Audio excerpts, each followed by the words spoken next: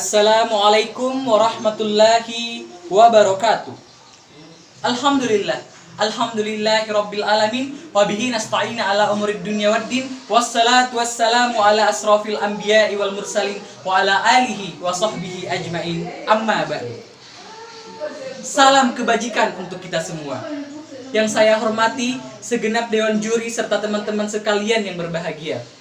Pertama dan yang paling utama, marilah kita panjatkan puja dan puji syukur kehadirat Allah Subhanahu wa taala, dan tidak lupa salawat serta salam marilah kita sanjungkan kepada junjungan kita Nabi besar Muhammad sallallahu alaihi wasallam yang telah membawa kita keluar dari zaman kegelapan menuju zaman yang terang benderang seperti sekarang ini. Dewan juri yang terhormat serta teman-teman sekalian yang berbahagia. Perkenalkan, saya Mulyadi, mahasiswa dari Universitas Islam Kalimantan Muhammad Arsyad Al-Banjari Banjarmasin. Perkenankan saya membawakan pidato dengan tema pendidikan yang berjudul Pentingnya Pendidikan yang Berkarakter dan Tanpa Batas. Berbicara tentang pendidikan di Indonesia, kita tidak pernah lepas dari seorang figur yang familiar dalam dunia pendidikan, di mana 125 tahun yang lalu, tepatnya 2 Mei 1889, seorang putra dilahirkan. Dialah salah satu putra terbaik yang pernah dimiliki bangsa ini. Dia kita kenal sebagai pelopor pendidikan dan sebagai bapak pendidikan, dan juga merupakan salah satu tokoh perjuangan dalam merebut kemerdekaan. Ki Hajar Dewantara, begitulah beliau kita panggil. Beliau adalah figur dan seorang tokoh panutan yang memperjuangkan hak-hak kita untuk dapat menikmati dan mengenyam pendidikan yang pada masa itu hanya dapat dinikmati oleh para bangsawan dan kaum pria. Dewan juri yang terhormat dan teman-teman sekalian yang berbahagia, semangat dan kegigihan beliau sudah sepantasnya menjadi teladan bagi kita semua dalam menuntut ilmu. Terlebih lagi, kita saat ini hidup di alam kemerdekaan tanpa intimidasi dan diskriminasi. Kita adalah sebagai generasi penerus bangsa yang hidup di tengah-tengah persaingan global, baik itu di bidang ekonomi, teknologi, dan informasi, juga dalam persenjataan dan pertahanan. Kita hidup dalam kemajemukan, baik suku, budaya, ras, dan agama, yang mana semua itu menjadikan kita sebagai bangsa yang besar. Namun di sisi lain, semuanya itu dapat menjadi bumerang bagi kita sendiri jika kita masih hidup dalam dunia kebodohan. Tentu kita tidak ingin seperti dulu yang mudah dipecah belah oleh negara luar dengan isu-isu sara, ras, dan agama. Dewan juri yang terhormat serta teman-teman sekalian yang berbahagia, menyikapi apa yang saya sampaikan di atas, sudah saatnya kita sadar bahwa pendidikan adalah faktor terpenting agar kita mampu bersaing dengan negara-negara maju seperti Amerika, Cina, Jepang, Inggris, Prancis, dan negara-negara barat maupun negara-negara Eropa lainnya. Sudah saatnya bangsa ini menjadi bangsa yang mandiri dalam segala aspek, baik itu ekonomi, politik, budaya, teknologi, dan aspek-aspek lainnya. Dan kesemuanya itu tidak mungkin dapat terwujud tanpa didukung dengan sumber daya manusia yang berkualitas, cerdas, disiplin, dan memiliki kepribadian yang berkarakter. Sudahkah kita memiliki kemampuan untuk bersaing dengan negara-negara maju? Dan sudahkah kita menjadi bangsa yang mandiri? Harus kita akui, kita masih jauh dari semua yang diharapkan para pejuang-pejuang yang mendahului kita.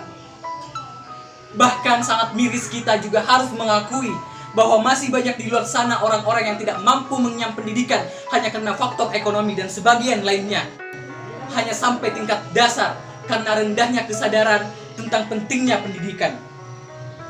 Mereka lebih memilih bekerja keras sejak usia dini untuk mendapatkan penghidupan ketimbang duduk di bangku sekolah yang mereka anggap hanya menambah beban hidup dan membuang-buang waktu saja. Lemahnya kesadaran akan pentingnya pendidikan dan terbatasnya ekonomi menjadi dua penyebab terbesar para orang tua enggan untuk menyekolahkan anak-anak mereka. Tentu ini menjadi tugas kita semua sebagai elemen bangsa agar semua permasalahan tersebut dapat terselesaikan. Mencetak generasi muda yang cerdas dan berkarakter dapat tercipta dengan adanya dukungan dari semua elemen. Pemerintah hendaknya memberikan kemudahan dan meringankan bagi mereka yang tidak mampu secara ekonomi, baik itu dengan program-program sekolah gratis maupun tunjangan beasiswa lainnya. Dan untuk lembaga pendidikan hendaknya terus menggali dan menerapkan sistem pendidikan yang bermutu. Dan untuk para orang tua hendaknya menjadi motivator bagi anak-anak mereka untuk semangat menimba ilmu. Dan terakhir, kita sebagai pelajar hendaknya konsisten dan bersungguh-sungguh dalam belajar dan menempuh pendidikan sampai ke jenjang tinggi. Dengan adanya dukungan dari semua komponen dan mensinergikan semua elemen dalam satu pemikiran dan cita-cita untuk memajukan pendidikan.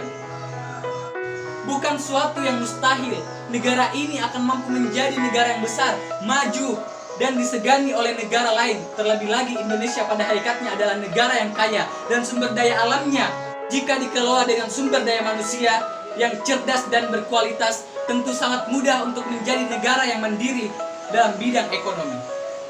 Dewan juri yang terhormat serta teman-teman sekalian yang berbahagia, marilah kita mengintrospeksi diri, sejauh manakah kita sudah menimba ilmu. Karena pepatah mengatakan, kejarlah ilmu sampai ke negeri Cina, yang mana tuntutlah ilmu setinggi mungkin, karena memang tanpa adanya ilmu atau pendidikan, kita tidak akan bisa berbuat banyak hal. Untuk siswa-siswi sebagai tongkat estafet selanjutnya, bangsa kita Indonesia bisa dibilang wajib untuk terus menuntut ilmu. Dengan semakin berkembangnya teknologi dan di era globalisasi saat ini, jika kita tanpa ilmu, maka bisa tergerus dan bisa terpuruk dalam persaingan globalisasi. Maka dari itulah kita harus tetap semangat, tetap gigih menuntut ilmu agar bisa membuktikan bahwa negara kita Indonesia adalah negara yang besar, di mana pendidikan sudah dituangkan dalam pembukaan Undang-Undang Dasar 45 yang berbunyi mencerdaskan kehidupan bangsa. Oleh karena itu, kita sebagai penerus bangsa ini tidak ada kata untuk berhenti mengenyam pendidikan. Apabila semua aspek pendidikan yang diprogramkan pemerintah dan lingkungan sekolah bisa berjalan dengan baik, maka cita-cita menjadi bangsa yang besar bukanlah hal yang mustahil. Dewan juri yang terhormat serta teman-teman sekalian yang berbahagia, sebelum saya akhiri pidato tentang pendidikan ini, kembali saya tekankan, baik itu untuk diri saya pribadi dan teman-teman semuanya, bahwa pendidikan tidak mengenal usia, status sosial, dan tidak dibatasi oleh ruang lingkup sosial, dan tidak ada kata terlambat untuk belajar. Demikian yang dapat saya sampaikan dari pidato pendidikan pada kesempatan ini. Dan apabila ada tutur kata yang kurang berkenan, saya mohon maaf atas segala kekurangan. Wassalamualaikum warahmatullahi wabarakatuh.